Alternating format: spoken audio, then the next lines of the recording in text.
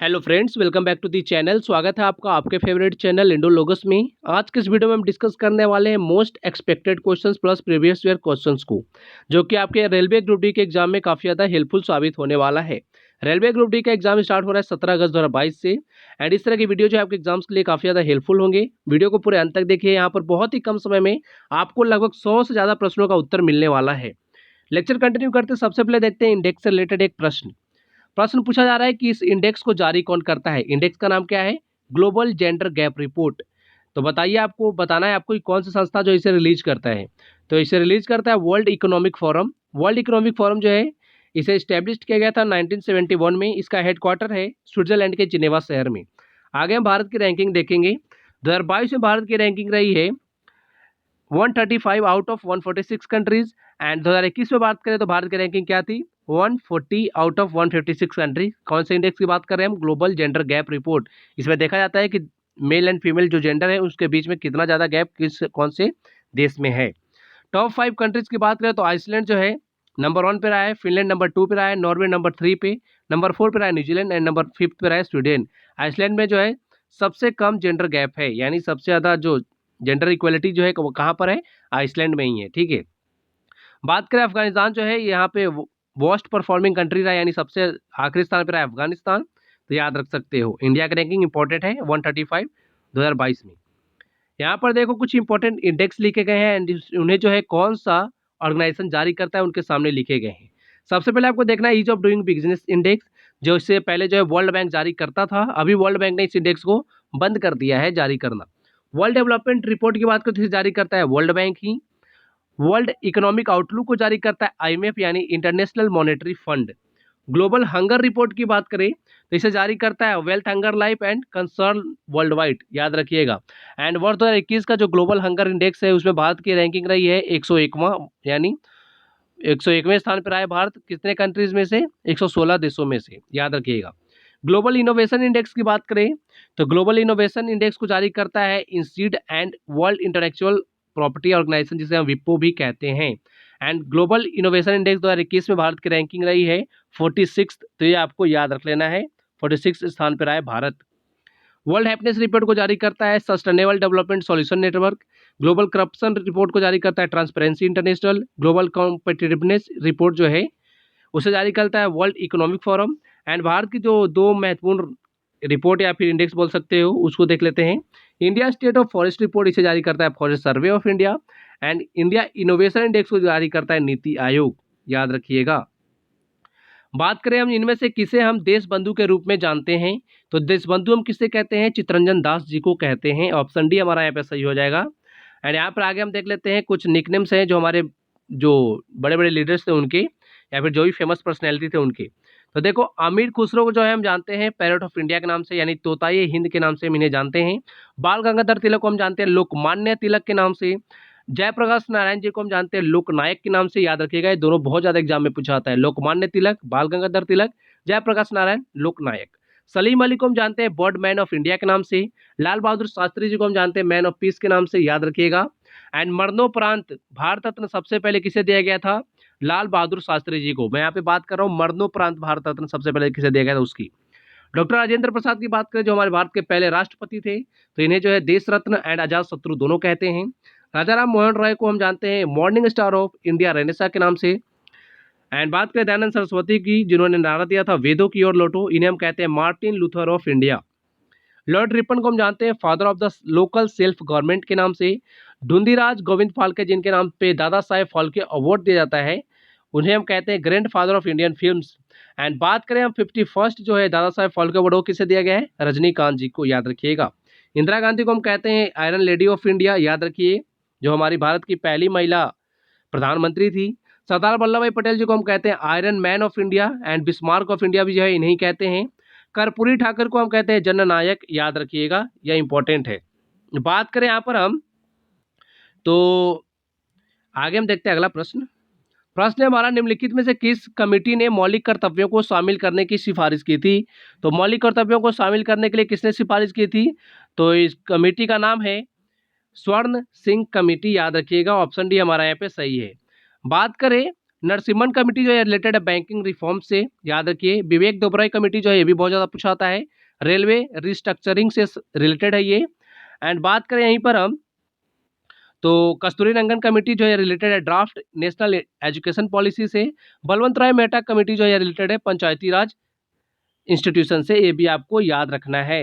And बात करें, अच्छा चलो आप मुझे कमेंट बॉक्स में लिख के बताओ कि फंडामेंटल ड्यूटीज़ को हमने किस देश से लिया था, वो आपको बताना है। एंड फंडामेंटल ड्यूटीज़ को हमने अब हमारे कॉन्स्टिट्यूशन में कब शामिल किया, तो इसे हमने शामिल किया था जब 42nd अमेंडमेंट एक्ट हुआ था 1976 में, उस समय, याद रखिएगा, इंपॉर्टेंट फैक्ट है ये। आगे है कि सरस्वती सम्मान पुरस्कार किस क्षेत्र में दिया जाता है, तो अवार्ड एंड देयर फील्ड से रिलेटेड हमारे चैनल पे एक वीडियो भी अपलोडेड है, उसे आप जाकर जरूर देखिए। एंड इससे रिलेटेड जो है, इस टॉपिक से रिलेटेड प्रश्न बहुत ज़्यादा पूछे जाते हैं। तो सरस्वती सम्मान दिया जाता है लिटरेचर के फील्ड में, ऑप्शन सी हमारा यहाँ पे सही हो जाएगा। एंड यहाँ पे बात करें सरस्वती सम्मान जो अवार्ड 2021-2020 किसे दिया गया है, तो 31st सरस्वती सम्मान जो 2021 में दिया गया, वर्ष 2021 के लिए, वो दिया गया रामदर्श मिश्रा जी को, इनकी पोएट्री के लिए, जिसका नाम है मैं तो यहाँ हूँ। 30th सरस्वती सम्मान जो 2020 के लिए दिया गया था, वो दिया गया था डॉक्टर शरण कुमार लिम्बाले को, इनके नोबेल सनातन के लिए। फर्स्ट विनर की बात करें तो सरस्वती सम्मान जीतने वाले पहले कौन विनर बने थे, पहले व्यक्ति कौन थे, हरिवंश राय बच्चन जी, जो अमिताभ बच्चन जी के पिताजी हैं। व्यास सम्मान 2021, देखो ये भी बहुत ज़्यादा पूछा जाता है, व्यास सम्मान भी, जो कि हिंदी लिटरेचर के लिए दिया जाता है। तो व्यास सम्मान 2021 का दिया गया है असगर वजाहत को। व्यास सम्मान 2020 का दिया गया है शरद पगारे जी को। एंड ये दोनों अवार्ड है कौन देता है, के बिरला फाउंडेशन। यहाँ पर आगे हम देखते हैं कुछ अवार्ड्स हैं एंड उनके फील्ड लिखे गए हैं। तो सबसे पहले देखते हैं नोबेल प्राइज। नोबेल प्राइज देखो 6 फील्ड में दिए जाते हैं, peace, literature, economics, physics, chemistry and medical. Abel prize जो है मैथमेटिक्स से रिलेटेड है एंड इसे मैथमेटिक्स का नोबेल प्राइज भी कहा जाता है। प्रिट्जकर प्राइज की बात कर दिया जाता है आर्किटेक्ट के फील्ड में, यानी आर्किटेक्चर्स को दिया जाता है। एंड भारत रत्न की बात करें तो यह दिया जाता है art, science, public service and sports के फील्ड में। व्यास सम्मान जो है दिया जाता है हिंदी लिटरेचर के फील्ड में। Man Booker, Jnanpith award, Saraswati सम्मान, ये सभी दिए जाते हैं लिटरेचर में। एक साहित्य अकादमी अवार्ड है, ये भी लिटरेचर में दिया जाता है। एंड कितनी भाषाओं में दिया जाता है, तो ये 24 लैंग्वेजेस में दिया जाता है, ये भी बहुत ज़्यादा पूछा जाता है एग्जाम में, याद रखिएगा। Arjun award, Dronacharya award, major Dhyan Chand award, ये सभी दिए जाते हैं स्पोर्ट्स में, याद रखना है।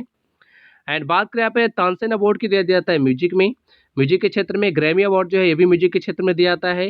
एंड एक है पुलित्जर प्राइज, ये दिया जाता है journalism, literature, drama and music के फील्ड में। तो ये सभी आपको याद रखने हैं। आगे है भारत में हरित क्रांति के जनक के रूप में किसे जाना जाता है, तो भारत में हरित क्रांति के जनक के रूप में किसे जानते हैं, एम.एस. स्वामीनाथन जी को। ऑप्शन डी हमारा यहाँ पे जो है सही हो जाएगा। बात करें फादर ऑफ ब्लू रेवोल्यूशन की, तो ये है दो व्यक्ति, हीरालाल चौधरी एंड डॉक्टर अरुण कृष्णन। बात करें यहाँ पर हम फादर ऑफ व्हाइट रेवोल्यूशन या फिर ऑपरेशन फ्लड की, तो ये है doctor Verghese Kurien. And silver revolution से रिलेटेड है इंदिरा गांधी जी, आपको याद रखना है। अगला प्रश्न है कि भवई जो है किस राज्य का लोक नृत्य है, फोक डांस किस राज्य का है भवई, तो ये जो है राजस्थान का फोक डांस है। एंड देखो एक डांस जो है वो 2-3 राज्यों से भी रिलेटेड हो सकते हैं, तो इसमें आपको कंफ्यूज नहीं होना है। बात करें यहाँ पर हम कुछ अदर फोक डांस की, वो कौन कौन से राज्यों से रिलेटेड हैं, तो गुजरात से रिलेटेड है गरबा और डांडिया, याद रखिएगा, मोस्ट इंपॉर्टेंट। बात करें असम की, तो असम से रिलेटेड डांस है बिछुआ, नट पूजा एंड बिहू। छत्तीसगढ़ से रिलेटेड है राउत नाच, पंडवानी, याद रखिएगा। महाराष्ट्र से रिलेटेड लावणी डांस, बहुत ज़्यादा एग्जाम में पूछा आता है। कर्नाटक से रिलेटेड है यक्षगान, बहुत ज़्यादा एग्जाम में पूछा आता है। रऊफ जो है जम्मू एंड कश्मीर से रिलेटेड है, ये भी बहुत बार रिपीट हुआ है। हिमाचल प्रदेश से रिलेटेड है नाटी एंड डांगी, याद रखिएगा। पंजाब से रिलेटेड है भांगड़ा एंड गिद्धा, गिद्धा जो है बहुत ज़्यादा पूछा था एग्जाम में, इसे जरूर याद रखना। उत्तराखंड से रिलेटेड है गढ़वाली एंड कुमायूनी। उत्तर प्रदेश से रिलेटेड है नौटंकी, जैता, रासलीला, कजरी, झोरा एंड चापेली। चापेली की एंड बात करें यहाँ पे रसलीला, कजरी और झोरा जो है ये उत्तराखंड से रिलेटेड है, यानी इस तरह के डांस जो है उत्तराखंड में भी किए जाते हैं। अगला प्रश्न है कि पीन वैली नेशनल पार्क कहाँ स्थित है, किस राज्य में स्थित है, वो आपको बताना है। तो कहाँ पर है, हिमाचल प्रदेश में, याद रखिएगा, ऑप्शन सी हमारा यहाँ पे सही हो जाएगा। एक है साइलेंट वैली नेशनल पार्क, तो साइलेंट वैली नेशनल पार्क की बात करें तो ये कहाँ पर है, केरल में है, याद रखिएगा। एंड बात करें यहाँ पर हम गिर नेशनल पार्क की, तो ये कहाँ पर है, गुजरात में है। किश्तवाड़ नेशनल पार्क कहाँ पर है, जम्मू एंड कश्मीर में है। एंड बात करें यहाँ पर हम अगला जो है काजीरंगा नेशनल पार्क, वो कहाँ पर है, असम में है। हेमिस नेशनल पार्क कहाँ पर है, ये लद्दाख में है। अच्छा असम की बात करें तो असम में देखो अभी नेशनल पार्क नाम आपको सारे याद रखने हैं, क्योंकि असम में जो है बहुत ज़्यादा नेशनल पार्क हैं। एंड यहाँ से रिलेटेड जो है आपके एग्जाम में पूछा जाता है। तो देखो देहिंग पटकाई जो है नेशनल पार्क है असम का 7वां नेशनल पार्क बना है, यह भी आपको याद रखना है, लेटेस्ट है, याद रखिएगा। Manas, Orang national park, Nameri national park, ये सभी कहाँ पर है? असम में ही है। बात करें हम केवलादेव की, तो ये राजस्थान में है। सरिस्का भी राजस्थान में है। सिमलीपाल जो है राजस्थान ओडिशा में है। भितरकनिका ओडिशा में है। सिमलीपाल एंड ओडिशा, भितरकनिका कहाँ पर है? ओडिशा में। अंसी एंड बांदीपुर ये कहाँ पर है? कर्नाटक में। दो नेशनल पार्क के नाम आपको याद रखने हैं, वो कौन कौन से हैं वो आपको मैं बता देता हूँ एक बार। एक देखो, छत्तीसगढ़ का गुरु घासीदास नेशनल पार्क था, जिसे इंडिया का 53rd टाइगर रिजर्व बनाया गया है। एक था हमारा यहाँ उत्तराखंड का जिम कॉर्बेट नेशनल पार्क, जिसका नाम अभी बदल दिया गया है, उसका नाम नया नाम क्या रखा गया है? Ramganga national park. तो ये भी आपको याद रखना इंपॉर्टेंट है। आगे यहाँ पर देखो पूछा जा रहा है कि निम्नलिखित में से कौन जो है इंग्लिश चैनल को तैरकर पार करने वाली पहली भारतीय महिला बनी थी, जिनका नाम है आरती शाह। इस तरह के स्टैटिक जीके जो है आपके एग्जाम्स में पूछे जाते हैं। यहाँ पर हम बात कर लेते हैं इंग्लिश चैनल किन दो देशों के बीच में है, तो है फ्रांस और इंग्लैंड के बीच में। ये भी याद रखना इंपॉर्टेंट फैक्ट है, पूछा जाता है। कर्णम मल्लेश्वरी जो वेट लिफ्टर हैं, यह वर्ष 2000, ये जो ओलंपिक हुआ था वर्ष 2000 में, कहाँ पर हुआ था? ऑस्ट्रेलिया के सिडनी में, जहाँ पर इन्होंने ब्रॉन्ज जीता था। एंड ये भारत की पहली महिला बनी थी जिन्होंने ओलंपिक में मेडल जीता था। कोई सा भी मेडल जीतने वाली ओलंपिक में पहली महिला कौन बनी थी? कर्णम मल्लेश्वरी, याद रखिएगा। एंड इन्होंने ब्रॉन्ज मेडल जीता था यहाँ पर। बछेंद्री पाल जो है ये पहली महिला है, भारतीय महिला, जो माउंट एवरेस्ट पे चढ़ी हैं। माउंट एवरेस्ट कहाँ पर है? नेपाल में है। विश्व की सर्वोच्च चोटी है ये। एंड नेपाल में माउंट एवरेस्ट को सागरमाथा के नाम से भी जाना जाता है, इंपॉर्टेंट फैक्ट है ये। बात करें, यहाँ पे एक बुक लिखा गया ब्रीफ हिस्ट्री ऑफ टाइम, पूछा जा रहा है कि इसे किसने लिखा है। तो आप ब्रीफ हिस्ट्री ऑफ टाइम को लिखा है स्टीफन हॉकिंग ने, याद रखिएगा, यूके के हैं ये। एंड बात करें हम अदर बुक्स के, यहाँ पे देखते हैं जो एग्जाम्स में पूछे जाते हैं। तो विंग्स ऑफ फायर्स की बात करें तो इसे लिखा है doctor APJ Abdul Kalam sir जी ने। डिस्कवरी ऑफ इंडिया को लिखा है जवाहरलाल नेहरू ने। दास कैपिटल को लिखा है कार्ल मार्क्स ने। आनंद मठ को लिखा है बंकिम चंद्र चटर्जी ने। इंडिया डिवाइडेड को लिखा है राजेंद्र प्रसाद जी ने। ऑरिजिन ऑफ स्पीसीज को लिखा है चार्ल्स डार्विन ने। ये बहुत ज़्यादा एग्जाम में पूछा होता है, बहुत बार रिपीट हुआ ये। पंचतंत्र को लिखा है विष्णु शर्मा ने। रत्नावली को लिखा है हर्षवर्धन ने। एंड इंडिया विंस फ्रीडम को लिखा है हमारे देश के पहले शिक्षा मंत्री जो थे मौलाना अबुल कलाम आज़ाद जी ने, याद रखिएगा। एंड मौलाना अबुल कलाम आज़ाद जी जो हैं या यंगेस्ट प्रेसिडेंट भी बने थे कांग्रेस के, ये भी आपको पता होना चाहिए। निम्नलिखित में से कौन सा जो है यहाँ पर इनकरेक्टली मैच्ड है, कौन सा पेयर जो है इनकरेक्टली मैच्ड है? तो यहाँ पर देखो न्यूक्लियर पावर प्लांट के नाम लिखे गए हैं, किस राज्य में वो सिचुएटेड है वो लिखा गया है। तो ऑप्शन ए हमारा जो यहाँ पर वो गलत सुमेलित है। नारोरा जो न्यूक्लियर पावर प्लांट है ये कौन से राज्य में है? उत्तर प्रदेश में है। एंड बात करें कैगा कर्नाटक में है, सही है। कुंडलकुलम तमिलनाडु में है। काकरापार गुजरात में। तो ये तीनों सही हैं। ये जो है गलत सुमेलित था। नरोरा कहाँ पे है, किस राज्य में? उत्तर प्रदेश में। एक चुटका है जो कि मध्य प्रदेश में है। Gorakhpur nuclear power plant Haryana में है। देखो गोरखपुर नाम से लगता है उत्तर प्रदेश, लेकिन ये कहाँ पर है? हरियाणा में, ठीक है। गोरखपुर न्यूक्लियर पावर प्लांट कहाँ पर है? हरियाणा में। वो आपको याद रखना है, बहुत बार एग्जाम में रिपीट हुआ है ये। जैतापुर न्यूक्लियर पावर प्लांट कहाँ पर है? महाराष्ट्र में, याद रखिए, मोस्ट इंपॉर्टेंट। आगे के चालुक्य वंश का संस्थापक कौन था? फाउंडर ऑफ चालुक्य डायनेस्टी, तो वो है पुलकेशिन प्रथम। ऑप्शन है हमारा यहाँ पर सही हो जाएगा। कुछ अदर डायनेस्टी को देखें उनके फाउंडर्स को। हरियंग डायनेस्टी बिंबिसार ने इसकी स्थापना की थी। Nanda dynasty Mahapadmananda. Shunga dynasty Pushyamitra Shunga. Chola dynasty Vijayalaya. Mauryan dynasty Chandragupta Maurya. Kanva dynasty जो है इसे जो है फाउंड किया था वासुदेव कण्व ने। तुगलक डायनेस्टी के फाउंडर हैं गियासुद्दीन, याद रखिएगा। स्लेव डायनेस्टी के फाउंडर बहुत ज़्यादा पूछे जाते हैं जो कि कुतुबुद्दीन ऐबक। गुप्त डायनेस्टी के फाउंडर श्रीगुप्त। एंड सातवाहन की बात करें तो इसके फाउंडर कौन है? सिमुक, याद रखिएगा, सारे इंपॉर्टेंट है। आगे की पंडित भीमसेन जोशी का संबंध किस घराने से था? तो इनका संबंध जो है किराना घराना से था। ऑप्शन बी हमारा यहाँ पे सही हो जाएगा। एंड ये जो है किस सिंगिंग फॉर्म से रिलेटेड है? तो ख्याल फॉर्म ऑफ सिंगिंग से जो है रिलेटेड थे, इसके लिए ज़्यादा फेमस थे ये। एंड इन्हें पद्मश्री दिया गया था 1972 में। पद्म भूषण दिया गया था 1985 में। पद्म विभूषण दिया गया था 1999 में। एंड इंडिया का हाईएस्ट सिविलियन अवार्ड जो है भारत रत्न वो दिया गया था 2008 में। देखो जो फेमस सिंगर्स हैं या फिर डांसर्स हैं उनसे रिलेटेड जो उनके अवार्ड्स हैं ना वही पूछा जा रहा है एग्जाम में कि कौन सा अवार्ड कब दिया गया था। मान लो अगर आपसे पूछते हैं कि पंडित भीमसेन जोशी को जो है भारत रत्न किस वर्ष में दिया गया था, 2008 में, आपको बताना होगा। इस तरह के प्रश्न बहुत ज़्यादा पूछे जा रहे हैं। पंडित जसराज का संबंध है मेवाती घराना से। एंड प्रभा आत्रे जिन्हें 2022 में पद्म विभूषण से सम्मानित किया गया है, इनका जो संबंध है वो है किराना घराना से। आपको जरूर याद रखना, इंपॉर्टेंट फैक्ट है ये। आगे की प्रतिवर्ष हम वर्ल्ड पॉपुलेशन डे यानी विश्व जनसंख्या दिवस कब मनाते हैं? तो ये हम मनाते हैं प्रतिवर्ष 11 जुलाई को। थीम जरूर याद रखिए, थीम है अ वर्ल्ड ऑफ 8 बिलियन। इस तरह के थीम जो एग्जाम्स में पूछे जाते हैं, याद रखना है आपको। अगला इंपॉर्टेंट ये है 21 जून को हम मनाते हैं इंटरनेशनल योगा डे। 2022 की इसकी थीम है yoga for humanity. And yoga का जो योगा डे का वर्ष 2022 का जो योगा डे हुआ था, उसका मेन इवेंट कहाँ पर आयोजित हुआ था? कर्नाटक के मैसूर में, याद रखिएगा।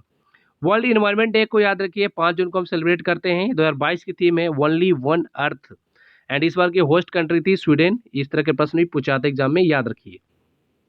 आगे यहाँ पर देखो कुछ जनवरी के इंपॉर्टेंट डेज लिखे गए हैं।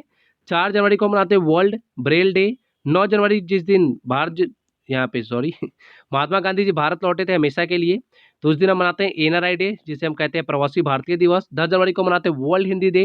एंड नेशनल हिंदी डे कब मनाते हैं? 14 सितंबर को। 12 जनवरी को मनाते हैं राष्ट्रीय युवा दिवस यानी नेशनल यूथ डे। एंड अंतर्राष्ट्रीय युवा दिवस हम कब मनाते हैं? 12 अगस्त को। 15 जनवरी को मनाते हैं इंडियन आर्मी डे। 23 जनवरी को मनाते हैं पराक्रम दिवस, यह जन्मदिन होता है नेताजी सुभाष चंद्र बोस जी का। 24 जनवरी को मनाते हैं national girl child day. And 25 जनवरी को मनाते हैं national tourism day and national voters day. तो ये सभी डे आपको याद रखने हैं। एंड इंपॉर्टेंट डेज एंड उनके थीम से रिलेटेड भी वीडियो हमारे चैनल पे अपलोडेड है, जाके आप उसको सर्च करके देख सकते हो। आगे है कि भारत के संविधान का निम्न में से कौन सा आर्टिकल जो है वह डील करता है नागरिक संहिता सम्मान से? ठीक है, समान नागरिक संहिता से यानी यूनिफॉर्म सिविल कोड से रिलेटेड कौन सा आर्टिकल है वो आपको बताना है। तो यहाँ पर ऑप्शन बी जो है हमारा सही हो जाएगा। आर्टिकल 44 जो वो रिलेटेड है यूनिफॉर्म सिविल कोड से। कुछ इंपॉर्टेंट आर्टिकल आपको याद रखने हैं। आर्टिकल 17 जो है अबोलिशन ऑफ अनटचेबिलिटी से रिलेटेड है। आर्टिकल 110 जो है वो रिलेटेड है मनी बिल से। आर्टिकल 112 जो है रिलेटेड है एनुअल फाइनेंशियल स्टेटमेंट से, जिसे हम बजट कहते हैं। आर्टिकल 148 जो है वो रिलेटेड है कैग से यानी controller and auditor general of India से। आर्टिकल 280 जो है रिलेटेड है फाइनेंस कमीशन से। आर्टिकल 324 यानी 324 जो है रिलेटेड है इलेक्शन कमीशन से। ये आपको याद रखना है। एंड करेंट में हमारे चीफ इलेक्शन कमिश्नर कौन है वो आप मुझे कमेंट बॉक्स में लिख कर बताइए। अगला प्रश्न है भारत छोड़ो आंदोलन कब शुरू हुआ था? क्विट इंडिया मूवमेंट ये कब शुरू हुआ था? 1942 में। किस डेट को हुआ था? तो डेट भी पूछा जाता है 8 अगस्त 1942 को, याद रखिएगा, मोस्ट इंपॉर्टेंट है। कहाँ शुरू हुआ था? तो मुंबई के ग्वालियर टैंक मैदान से शुरू हुआ था। एंड यहीं पे महात्मा गांधी जी ने एक नारा दिया था डू और डाई यानी करो या मरो का। बात करें यहाँ पे देख लो कुछ इंपॉर्टेंट ईयर्स जो हैं आपके रिलेटेड हिस्ट्री से रिलेटेड इंपॉर्टेंट है आपके लिए। होम रूल मूवमेंट जो भारत में कब शुरू हुआ था? 1916 में। चंपारण सत्याग्रह भारत में कब शुरू हुआ था? 1917 में। खेड़ा सत्याग्रह भारत में कब शुरू हुआ था? 1918 में। अहमदाबाद मिल स्ट्राइक जो भारत में कब शुरू हुआ था? 1918 में। रॉलेट एक्ट जो है सत्याग्रह यह कब शुरू हुआ था? 1919 में। जालियांवाला बाग हत्याकांड जो है कब शुरू हुआ था? 13 अप्रैल 1919 में। नॉन कोऑपरेशन मूवमेंट जो है कब शुरू हुआ था? 1920 में। काकोरी ट्रेन एक्शन कब हुआ था? 9 अगस्त 1925 को। साइमन कमीशन को अपॉइंट कब किया गया था?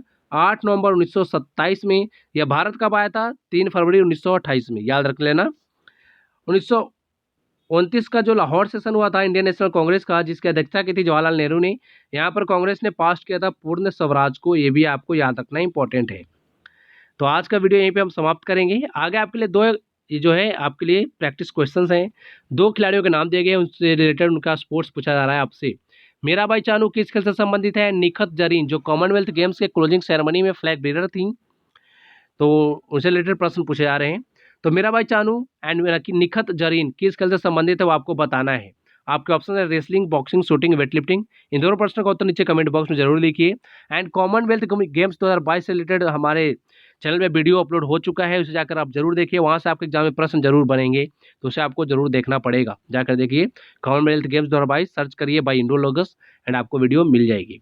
पीडीएफ के आप हमारे टेलीग्राम चैनल को ज्वाइन कर लीजिए। और हाँ देखो, जो हमारा ओरिजिनल टेलीग्राम चैनल है, कुछ लोगों ने फेक हमारे नाम, हमारे जो चैनल है उसके नाम से फेक चैनल बना रखा है टेलीग्राम पे। तो आपको जाके इंडोलॉगस में जहाँ पर 30,000 सब्सक्राइबर आपको दिखे ना, सिर्फ 30,000 अभी हैं, तो उसे आपको ज्वाइन करना है फ्री पीडीएफ के लिए। वहाँ पर आपको जो है सभी वीडियोस के फ्री पीडीएफ प्रोवाइड कराए जाते हैं। So thank you for watching video. Thank you so much.